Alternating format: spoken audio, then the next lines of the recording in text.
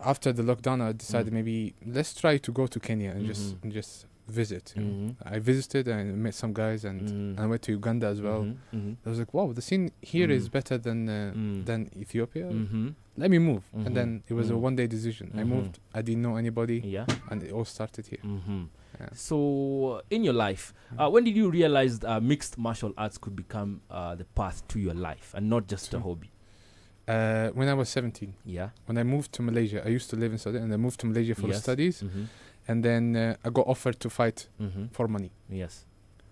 Now I was like, wow, you give, like, I fight and you give me money. Back home, like, I fight, I go to prison. Now you give me money, it's different. So, and there I saw that actually I can make money and make a living and make it my job. And since I love it and give me adrenaline and it fulfill me. So it was literally in Malaysia when I moved to Malaysia for college. Can you tell us more about your professional record as an MMA fighter? I'm 1-0 in MMA, but I have fought 3 in amateur and multiple fights in kickboxing. Okay.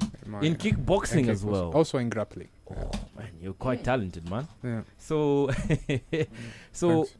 did you moving to Kenya, did it change your perspective as a fighter and coach? Yes. So when I moved here, I was 27. Yes. Almost, you know. You're still a young man. Yeah, back then. But for me to develop a fighting career in a region that still the sport developing, it was very hard for me. Yes. I always been told, I am a good coach. I'm always be told, and I know I am a good coach. So I was like, why not to shift the impact, like not looking into myself, but into others, and just try to teach what I learned to others, to my people, you know, for their growth. And it worked. From the age of 27 to now, you're turning 32. You've just turned 32, right? Yes. That's approximately 5 years. Yes. What would you say has stood out for you in the Kenyan game matters a mixed martial art within that duration? So during that duration, there was not a lot of clubs here. The martial arts scene, especially the MMA, Jiu-Jitsu scene, was very, very small. We were a very small community.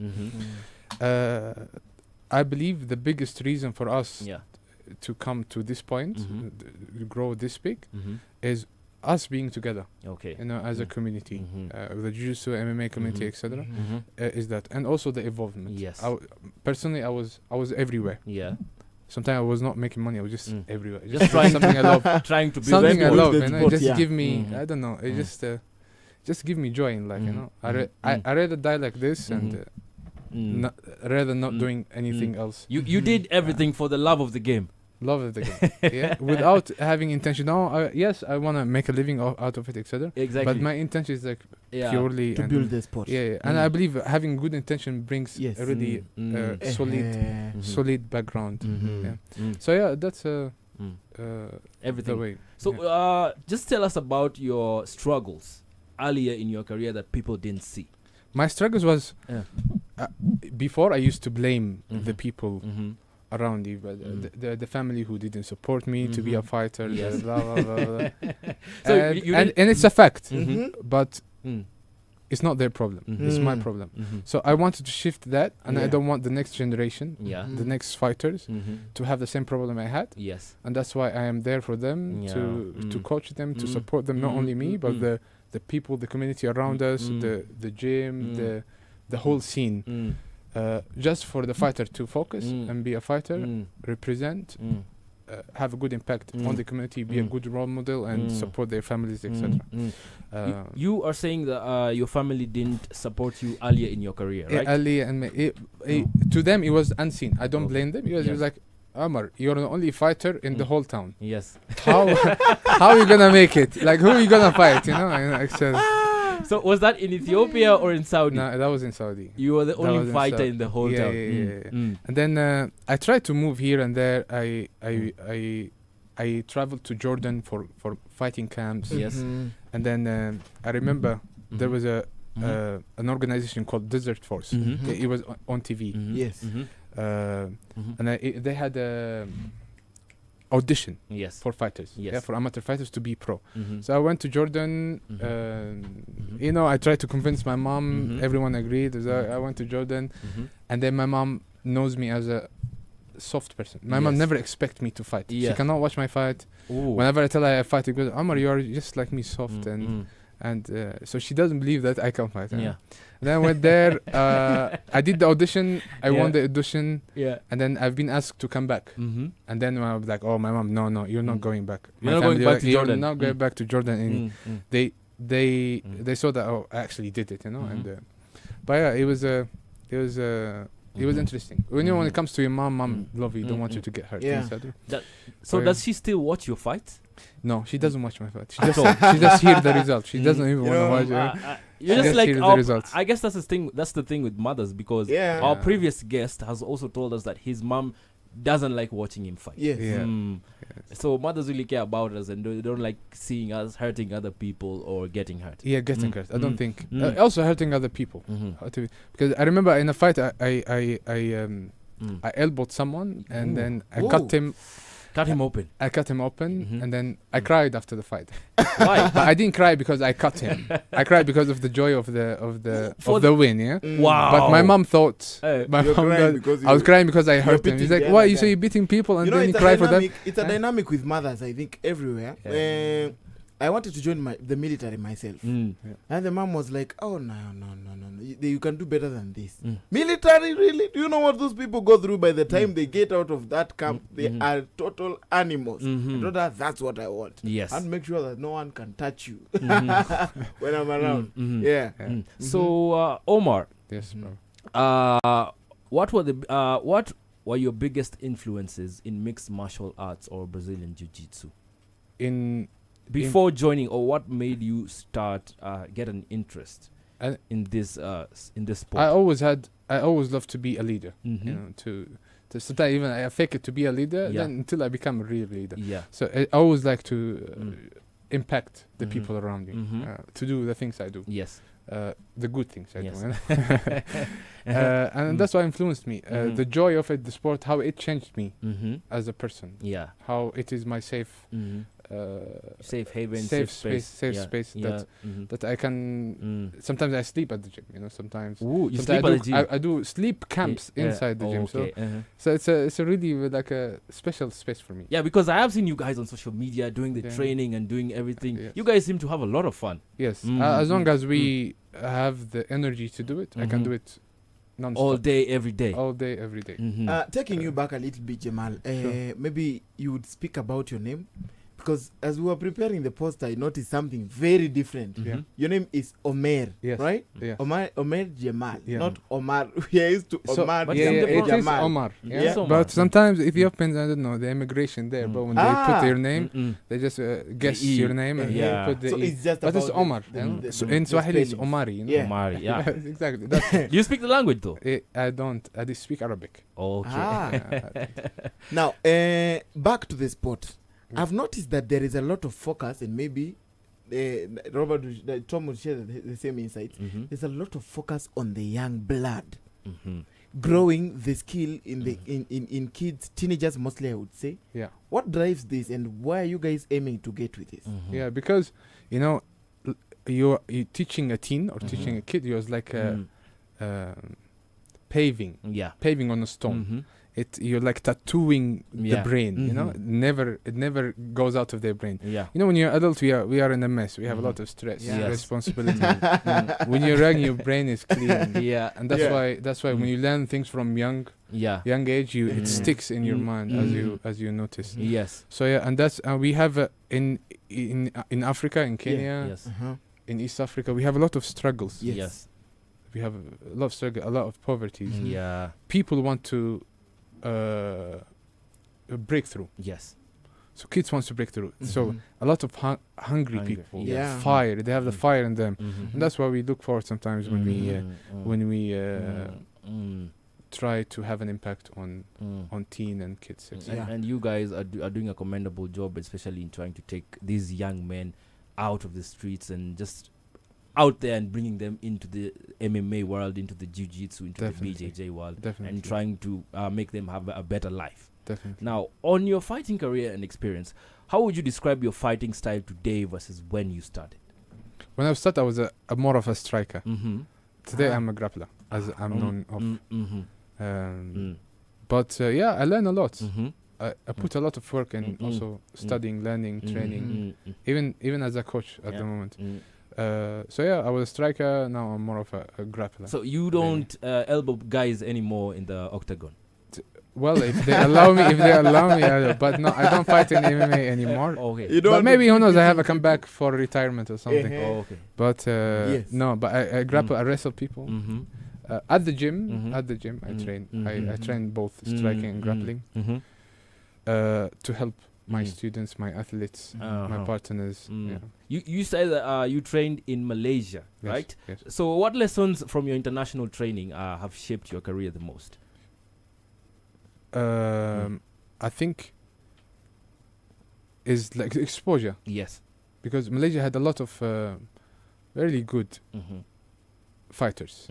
In Africa, like you see, you go other countries, even you go to previous Kenya, you see that we have an idea, but we really don't have an idea. Yes. Like we say, we see it on TV, and we just do like that. But the depth of how long and how much these people train, how much these people are locked in, is uncomparable. There's a lot more to it. So, and that's why I'm here to send a message. Yes. But also to evolve. That listen, the people outside train like this. Yes. We need to train better than them to really achieve international levels. Exactly. And so, what's the toughest fight you've ever had? Toughest fight was with a coach, with my coach. Okay. One, he was a new coach to me when I moved to Malaysia. At that specific gym, he was coach for 1 week, and suddenly I applied for a kickboxing fight. Suddenly I see the card, my picture next to his. Omar versus Payam. He was Iranian, bulky, and I was with tattoos, at that time, cauliflower ear. At that time, I'm like, what did I do here? I'm facing like the final boss. And he was a bit older than me and more experienced. Yes. And it was my tough fight. But I think fights are just I don't know, food for me. Like the more you give me a fight, the more you become better. I become better. Yeah. So in your coaching and fighting career, you've been around the world, you've seen everything. So what separates African fighters from fighters in Asia, Europe, or the United States? Nothing. As you see now, international levels. Yes. You see most of African fighters whom are holding the title. But you know what was the difference? Knowledge. Knowledge is the only difference. Knowledge. And that's why I exist in this town. To share knowledge, to learn and share knowledge. Someone had to sacrifice. Exactly. Everyone wants to be a fighter. But not everyone wants to be a coach. Yeah. And Omar is the guy who sacrificed it all to become a coach. Yes. And maybe my nation, maybe the whole East African nation. Yeah. Some understood. Like some got my message. Some got my effort. Yeah. Maybe I will be in the future appreciated because I've been trying to do many things for long, and I was not seen. You know? And yes, indeed, we've had African champions, and there was a time we had the three kings in the UFC, more specifically. Right. We had Francis Ngannou in the heavyweight division. Yes. We had Kamaru Usman, was it welterweight or middleweight? And we also had Israel Adesanya. Yes.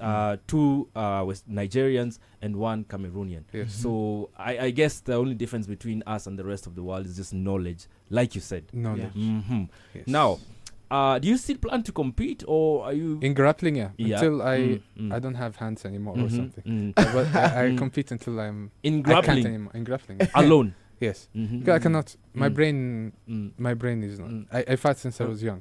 In the street, everywhere, in school, and so I had a lot of impact on my brain. So so you can't fight anymore. Wow. Not anymore, but it was my choice. I wouldn't want to fight. Like MMA anymore. Just not just to preserve my body. I had time coming back from that. Sorry? Coming back from the injuries and stuff you sustained, now getting back to yourself and to the sport again. But still, I cannot. I prevent some injuries, but some injury has to happen. It's not a Zumba, a Zumba class. It's a martial art. So you have to get injured. Anyway. I think these are the kind of things that make people scared of the sport and start alluding it to violence. Honestly, if you really think about it, realistically, you're sitting home in peace. Your cabinet fell on you, break your head. So I rather go to the gym, do what I love, and get injured than being home. I remember a time we were watching WWE with my dad and my siblings. Then my mom asks, "Okay, why are they fighting?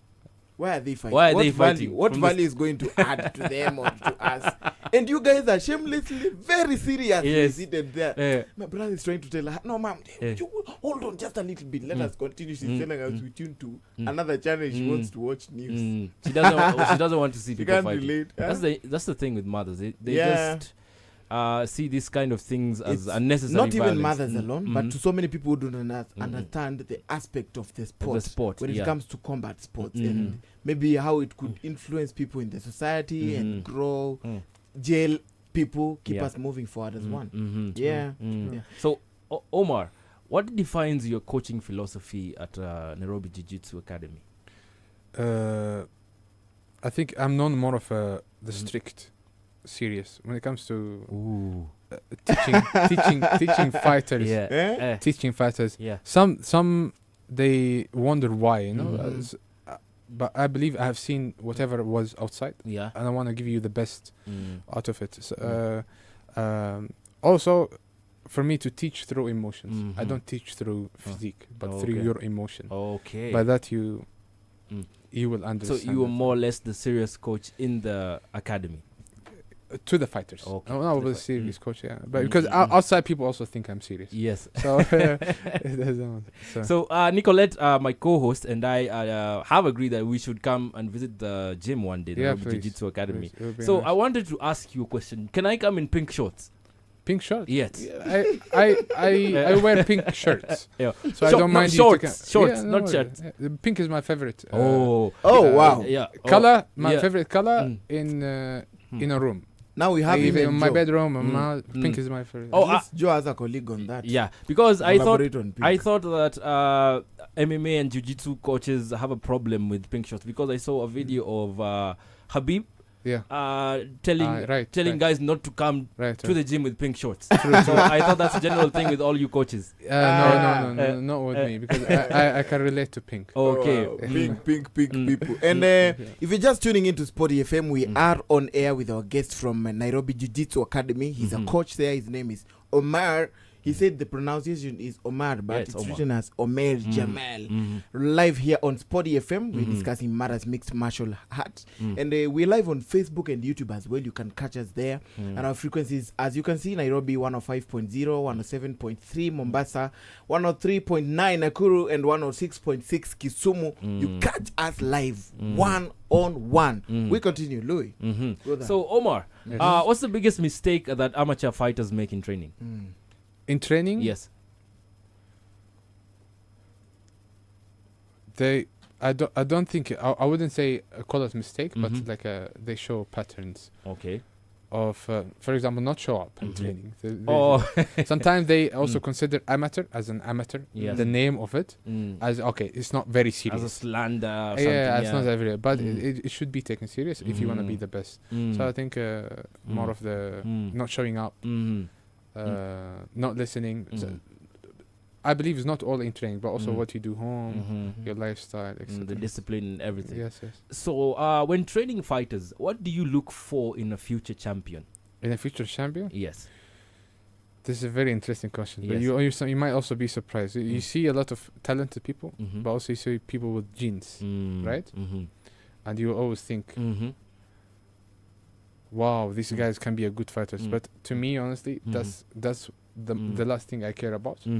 I care about the fire in you, your vision, like your discipline, more than you being talented or being genetically strong or having a knockout power, etc. Yes. So me, it's like, how bad do you want it? Okay. How bad do you want to be a champion? I'll help you through that because I want it so bad for you to be a champion, and I'm learning so hard.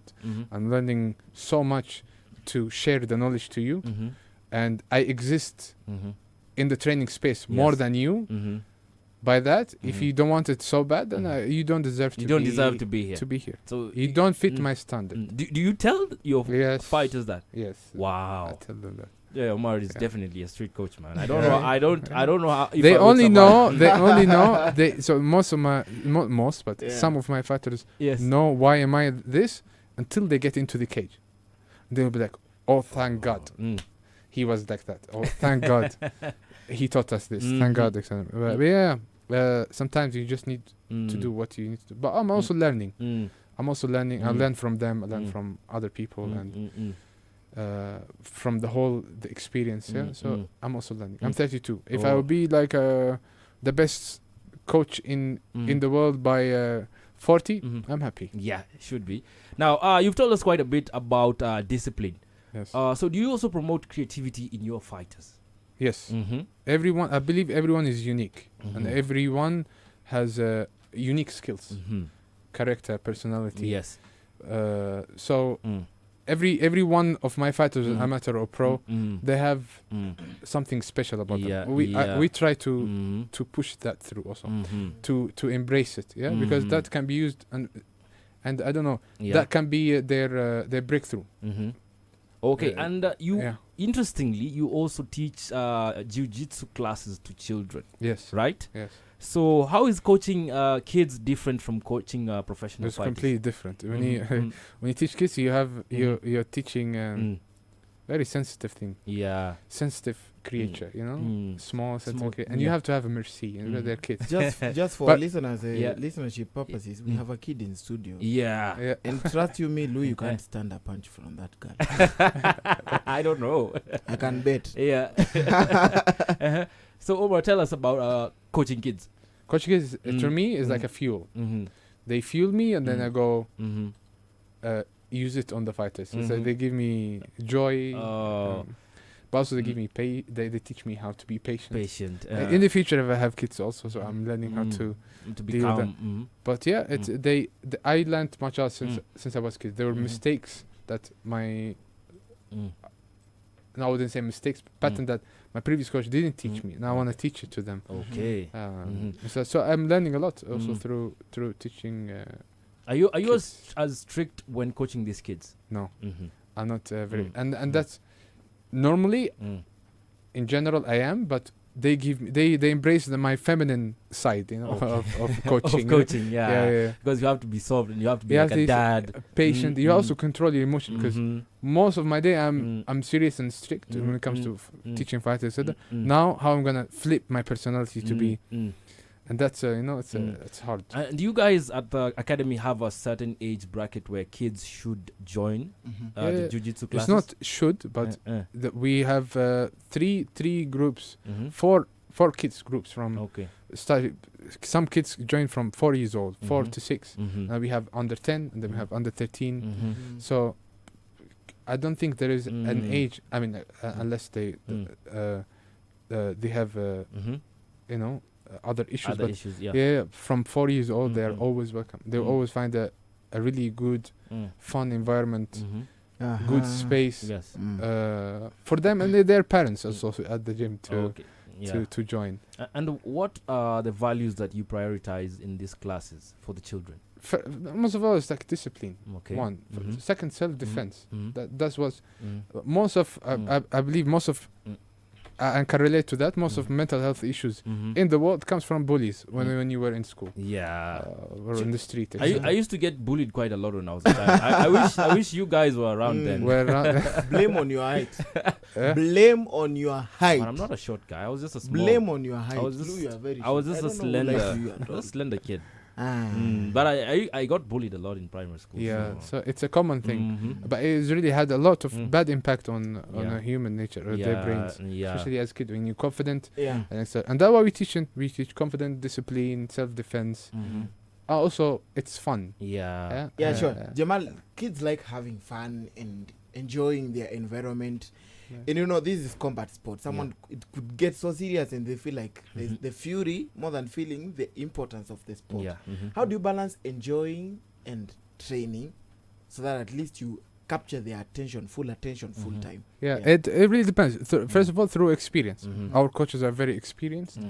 Second is the curriculum we offer. We actually study,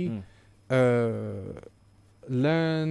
So for us to be able to teach certain curriculum, to make it fun, to make it educational.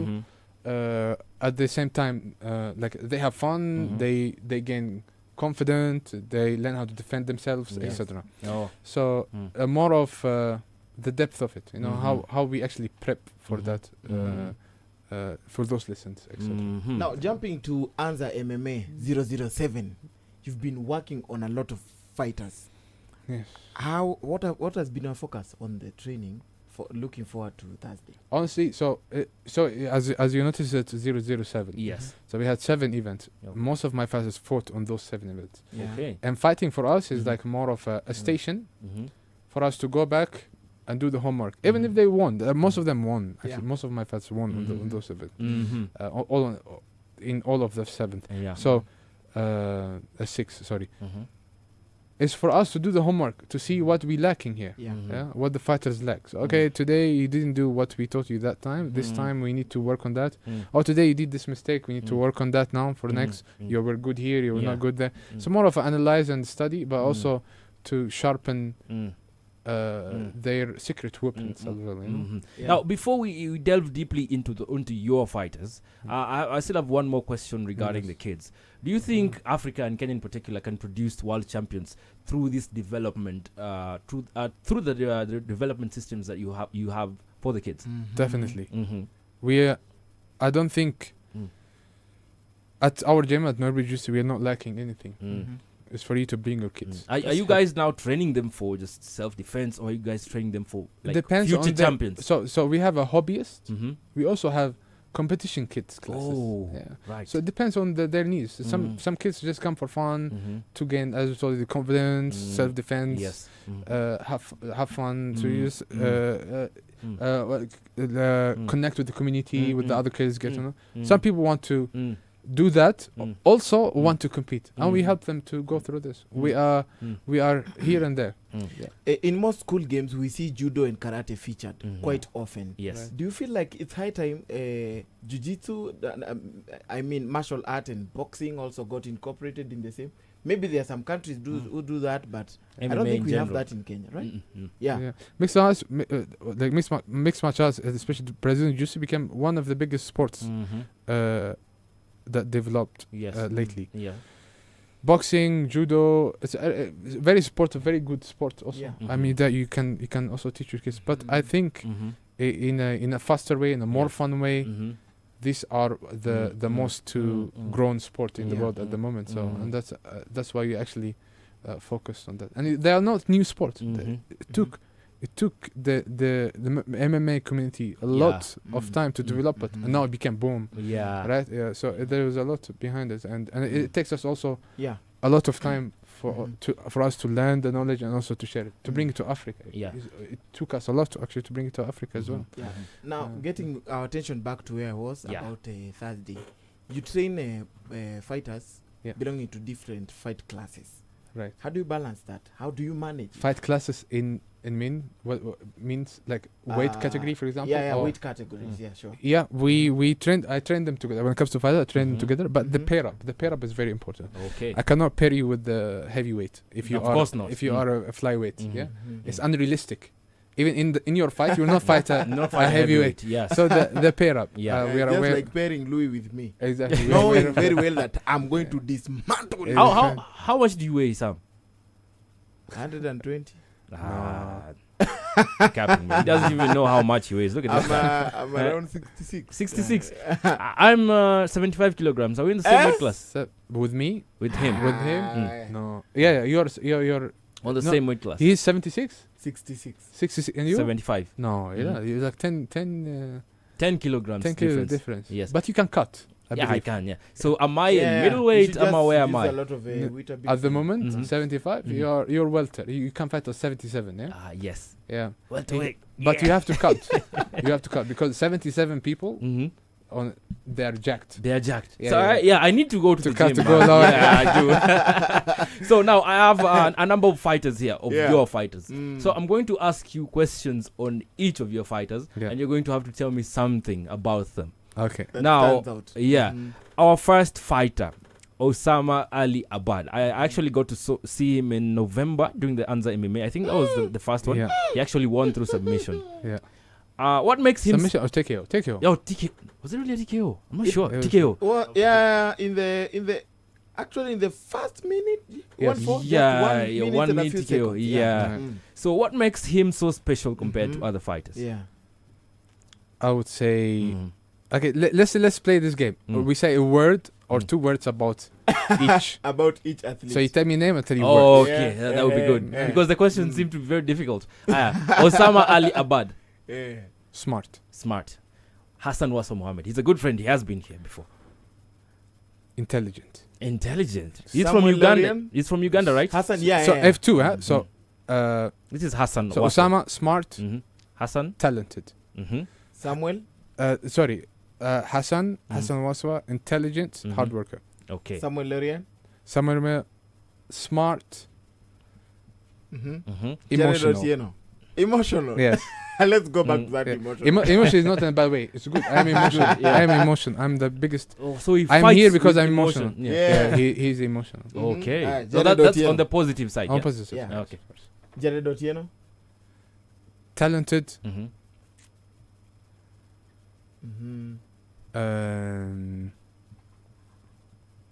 Smart. And they could be listening and saying, "Coach, you said I was emotional." No, but I will still smash them at the gym. We'll have a battle to solve when you get back. Let's go back. Let's go to Hassan Jafar. Yes. Patient. Mysterious. Mysterious, like patient, mysterious, and a hard worker. Mysterious, I'll add one more for him because he deserves. Mysterious. He's a hard worker. Is he like some superhero at night or something? No. He's a interesting character. Okay. I love him. I love all of them. Okay. I love all of them. They're all special to me. Shout out to all the fighters at Nairobi Jiu-Jitsu Academy. Now, Coach, who is the hardest worker in the gym? Now you make a problem. You have to be honest because I'll be honest. I'll be honest with you. I'll be honest with you. Yeah. Maybe they can. Myself. Yourself. Look at the coach now. So I don't want to make a problem. He's running away from trouble. Very smart. You are a wise man. You are very intelligent. This should be a simple one. This should be a simple one for you. Who surprises you the most during training? In what way? Like during this training, like, oh man, this guy, I didn't know he could do this. I didn't know he was this good. All of them, to be honest. All of them. But I would say the most, Hassan Waswa. Oh, Hassan Waswa. Yes. I think we do have a call. SportyFM, hello. SportyFM, hello. Hello, SportyFM. Maybe you can call us back again via our lines 0748 222 105. Yeah, sure. You said it's Hassan who surprises you the most. Hassan Waswa. Shout out to Hassan, man. He's really a nice guy. We've interacted with him. Yeah. Oh, I forgot to ask you, George the Maverick Itumu. Yes. Tell us something about him. So George is also a friend, and I used to be his coach. We are. He's one of the first people that I actually, when I moved to Kenya to train with, and I became his coach. Okay. You want us to give you a few words about him? Yeah. He is intelligent, also a hard worker. Okay. So, what is if all your fighters fought tomorrow? Who steals the show? If all fighters? If they all fought tomorrow. They're all special in their own way. Okay, and who steals the show? Wallahi, this is a problem. I think Louis is setting you in a fix. I think we like Hassan Jafar, for example. He didn't fight in MMA yet. Yes, but I think he will surprise us. He will surprise you guys. Okay. Hassan Waswa is he's a character also when he fights. Samuel also. So sometimes I'm lucky. The last fight I was not with Samuel, but actually I'm emotional like Samuel. Okay. If I see Samuel fight or anybody wants to try to hurt him, I'm like, no, and it become a problem. So Really, it depends. Yeah, that's what I love about the fighting scene. Everyone has their own. Usama as well is like the hero of the. Everyone love him also inside the gym. So it depends. So, do you have a favorite fighter? From mine? Yeah, now in your gym. They're all my favorites. In different ways. You know, they're all my favorites. So, who is your current favorite fighter in MMA right now, apart from your fighters? In MMA, in the UFC, probably Bellator, PFL. Yeah, UFC. UFC, Hamzat we have. Jemal. Islam as well. All very big because fighter. we adopt their style at the gym. We wrestle a lot. But yeah, those two more of the Russian. From the Russia, Chechnya and Dagestan. Yeah, would you like to visit Dagestan? Inshallah. So it's my plan, whether this year or next year. To visit. Inshallah next year. Yes, I will. Now, on mixed martial arts in Africa, why do you think East Africa is starting to produce serious MMA talent right now? Because of we came together, and then everyone provided what they can to provide. You have Thomas and Julio. They provided a facility, space for us. You have Anza as well. Yes. I provided the coaching. Yes. The fighters provided their time, their energy to come and train, etc. And by that we built a community. And the community provided support and sponsorship, etc. That way we created a huge community that can create very fine, talented, hard workers, East African fighters. Yes. And do you think anything, or what do you think is still missing for Africa to compete with global MMA powerhouses? No, I don't think. I think guidance and only patience. Okay. Because this kind of sports, you cannot train for a week and they become world champion. Yeah. You need a lot. You need a lot of patience and time and training. Yeah. So guidance because you need guidance. You can be very talented. You can be the most hard worker. You can be genetically strong. Yes. But if you don't have good guidance, good management, you won't go anywhere. So guidance and patience. So nothing if you don't have guidance and patience. Yes. So now, do you ever think that we'll see an Ethiopian or a Kenyan champion in the UFC or in MMA in general in the next few years or in the next decade? Inshallah, I believe that's the goal. That's the goal. To me, honestly, it's not that there are other also organizations that are big, internationally big, than the UFC. Yes. The general goal is these fighters to achieve their dreams, and also mine. Okay. Because my dream is to see them in a world stage. Okay. In the world stage. And perform. Perform. And you're going to be there like a proud dad. Exactly, proud brother. You know, I'm not too old, bro. So a proud brother. A proud brother. Definitely, But there is a joy, I don't know, addictive joy from when you see you in others. Like you see yourself, like what you taught, your skills in others, and they do it and they win. Exactly. It's like, I don't know how to say, it's very addictive. Yeah. So, but yeah, and I want to die having good impact in the nation. On these fighters and the nation as in general. Definitely. So what does a typical training week look like for you and your pro fighters? Typical training? Week. Yeah. So we train two times a day, sometimes 3 times a day. Okay.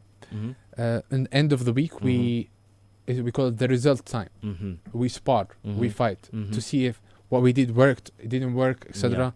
And then we move on from there. But yeah, we have martial arts training. We have strength and conditioning trainings. They should also do the homework at home. Yeah. Focus on diet, sleep, recovery. So it's not only the training at the gym and you just go home and become fighter. No. It's so many things. So and what separates a good fighter from a great one when it comes to preparation? Preparation? Yeah. I think to be mentally locked in. Also, not a lot of people talk about this, but also sometimes people don't agree with this, but it's sacrifice. You have to sacrifice a lot as a coach or as a fighter. I don't know if, for me as my personal experience, if I didn't sacrifice something, I won't get anything else, anything in return. Period. If you want to be a fighter, you have to sacrifice your time to come at the gym. You have to sacrifice. Sometimes, your time with your own family. You have to sacrifice not eating junky food and joyful food. You're eating healthy. Yes, that's also great. And that goes to your record, you know? Yeah, exactly. Because if you came to be a world champion this easy, which will never happen, everyone would do it. Exactly. Everyone would become a world champion. You have to sacrifice things that other people are not easily to sacrifice it. And you always have to be like, oh, there are people who does this better than me. I have to do better than them. There are people who work harder than me. I have to work more than to have that obsession and the mindset. Yeah. Okay, so what is one underrated MMA skill that fighters reject or neglect? I would say fighters, but in East Africa, for example, a lot of strikers, they still doesn't wanna do grappling, which is the main aspect of MMA. So they suffer. When they fight grapplers on the ground. Yes, because MMA is that you take people to the ground in ground. There are things to do in the ground. Because I recently saw a fight for the BMF championship in the UFC. That was against Max Holloway against Charles Oliveira. Right. I don't know if you watched it, but Holloway was taken down a lot of times, and he's not a grappler, so he really struggled against Oliveira. He does grappling, but all his fight he always win by striking. He's boxing, and that's what now when you are tested, it's a problem. I have to admit that I love striking more than grappling. Yeah, and it shows a beautiful. It shows a better fight. Yes, maybe. Yeah. But if you really actually do grappling, you will still love grappling because you'll be like, wow, this is so hard, and they still did it. You know, it's not an easy sport, but rewarding. And there's been talk and controversy, grapplers and fighters. Some people even say that grappling is boring because like we're not really getting the fight that we deserve. And most of the action is on the ground. So I have done both sports. And I understand where they come from. Maybe they never did. They never did grappling. That's why they didn't understand. But I understand people when people go bet, having beer, they expect a knockout. And be fair, taking someone on the ground in the cage when they are on the other side of the cage, you cannot see the other person on the floor. You know, they will boring. But to us, it's impressive. Because we know it's not easy to learn such things, you know, and dominate on it. Now, there have been talks, of course, you've heard of them, boxing and mixed martial arts. Are boxers better than martial artists? Boxers are martial artists, but I'm not sure. Now, like UFC fighters now.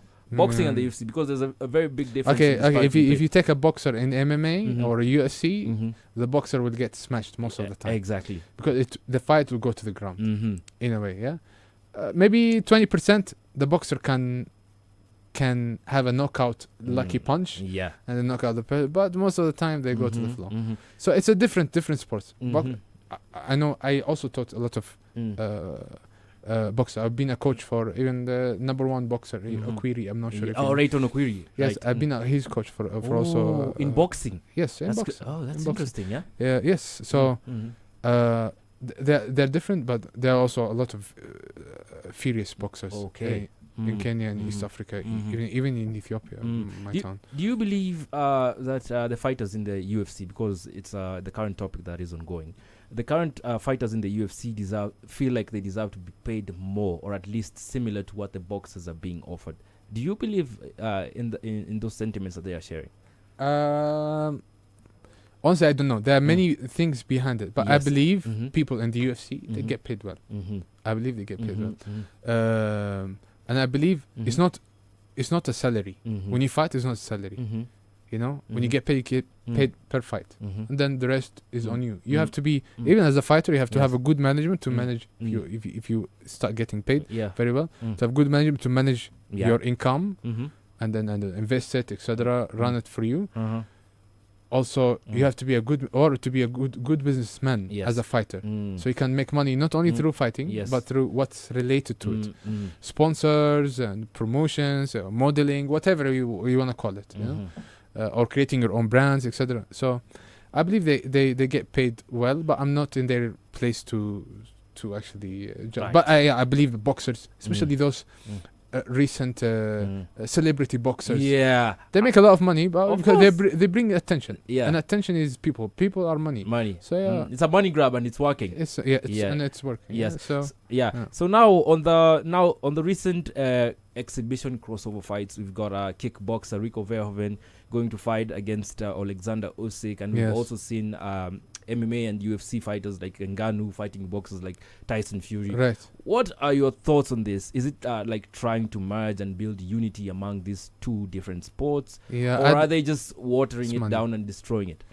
I don't think they're watering it down or destroying it. Mhm. Everyone wants to make money. Everyone wants to make money. Exactly. Yeah. Everyone wants to make money. Mhm. So and it's good for the sports Yes. also. Yeah. So now you give me more interest because, like, for example, MMA fighters can box. True. Just a bit of adjustment, you can box. Yeah. And fighter is a fighter. Yeah. It's not you're not called like specifically to be here, but if you have the skills, you can actually You fight. can actually fight. And if you're there to provide, Mm-hmm.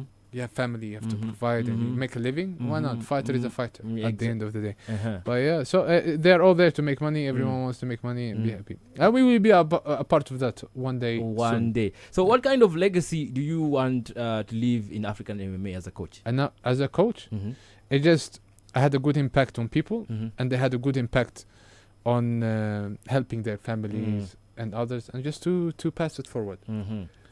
Nothing much. I just want to die, and as Muhammad Ali said, if I know there is heaven, just to go there. Yeah. So, how do you want your fighters to describe you as a coach as well? Okay, please tell us about Omar. How was he, or how is he as a coach? How would you like them to describe you? I think I'm not really sure about this. I have so many. I can't speak of myself, but Yes. I think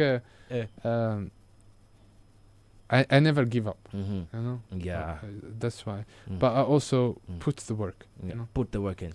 Yeah. You want them my to brain won't allow me to rest if I don't put the work. So I have to show up. For example, I have to show up. So a hard If work. I want to teach I also evolve with my fighters. I train with my fighters. Yes. Yeah, and I really, if I want to show them that to learn from me, I have to show them that I also know how to do it. I cannot tell you, let me teach you how to make $1 million, and I didn't make it myself. You know? I have to be in it, and by that, sometimes that's how we teach people to be in it with them, then tell them to do it, but show it. You know. Yeah. And do you have a long-term vision? You as Nairobi Jiu-Jitsu and Anza MMA. Yes. For this split and separate. Anza MMA is a platform for our amateur and pro fighters. Yes. More of a the pre-international flight, you know? Yeah. So to prep our people to go internationally. It's more of a tester and then to go internationally. But also for people to also make money, because we have pro event, people make money.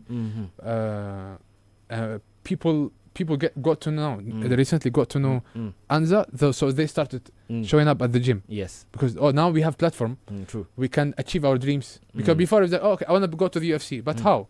You have to start from now. somewhere. We have a link. Yeah. So it's possible for you to go from here to here to here. But you just need to put the first. So that's when it comes to Anza. Nairobi Jiu-Jitsu is the pre-fight prep. So if you wanna fight, you have to train. If you wanna train, where? Nairobi Jiu-Jitsu. Nairobi Jiu-Jitsu So Academy. yes, I believe we are. I believe we are number one. If not even in Africa, number one grappling or MMA gym now, whether in East Africa and Africa, in the highest level. Yes. Now on to my last questions. I've got a couple of rapid fire questions. Yes. It's about your fighters again. Yes. Yes. Sure. Now, best striker in your gym right now. I have Hassan, Waswa, and I have Jay. Okay. Jay is a good boxer. Hardest puncher? Hardest puncher? He will be surprised. Samuel. Yes. Okay. Who is the best grappler? Usama. Usama. Yes. Most disciplined athlete? Hassan Jafar and Hassan Waswa. Okay. Future world champion from your team? All of them. All of them. Inshallah. If they want to be, they can be. We have the path ready. Yeah. You know, we see the path. If you go out of the path, you won't reach. If you stick to the plan, but inshallah, I pray so. Yes. So, and my final question: How one word to describe your coaching style? My coaching style. I would say one word is very hard.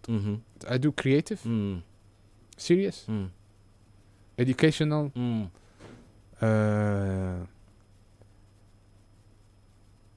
ecological.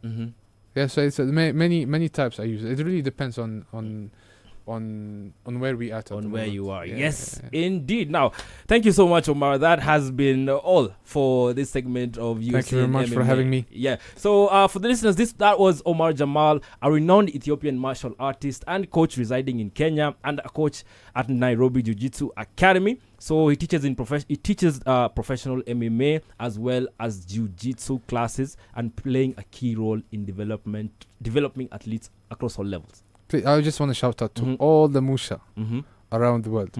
I love you guys. Do you have any socials that you'd like people to follow you? Omer Jemal on Instagram. Omer Jemal on Instagram. Thank you so much, Omar, for gracing our studios. We hope to have you again, man. Thank you very much. And do you have any next Anza MMA event that you know of? Yes, it's next Thursday. Next Thursday? This week? This week. It'll be big. It'll be. I have two fighters, Hassan Waswa and Sam will be fighting. They're ready. They're ready to show a show.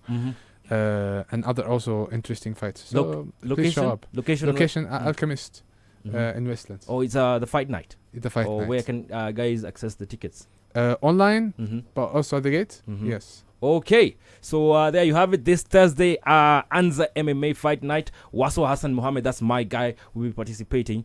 And see you after the break.